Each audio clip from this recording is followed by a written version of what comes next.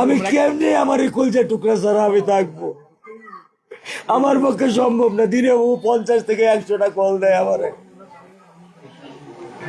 বাবা তুমি কখন আসবা, বাবা তুমি। মাসুম এই বাচ্চাটা কি অপরাধ করছে নির্মম ভাবে আমার বাচ্চাটা হত্যা করলো? বাবা তুমি কখন আসবা, বাবা তুমি কখন আসবা? 8টা বছর আমি আমার বুকেরাই ঘরে ঘুম পাড়াইছি। আমি কার সাথে ঘুম আসবো? আমি কি দিয়ে মনে সান্ত্বনা দিব? আমার অপরাধ কি?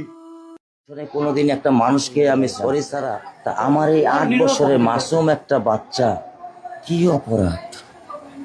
আমি এই কলজাটা ছাড়া আমি থাকবো কেমনি? আমার এই বাচ্চাটা আমি ঘরে ঢোকার আগে ফ্রিজের মধ্যে আমার জন্য শরবত বানায় রাখে। আমার বড় মেয়ে না, আমার ছোট মেয়ে, 8 বছরের মেয়ে। বাবা শরবত ছবি এখানে লাগায় রাখছে, বাবা তুমি আমাকে নিয়ে যাবা। আমি আল্লাহ, বাবা তুমি আল্লাহর কাছে যাও, আমার তো নেওয়ার দিয়ে যাওয়ার ক্ষমতা নাই।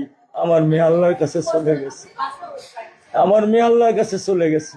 আমার মাসুম এই বাচ্চাটা কি অপরাধ করছে নির্মম ভাবে আমার বাচ্চাটা হত্যা করলো? কি আমার ক্ষতি, কি আমার অন্যায়, কি আমার দোষ?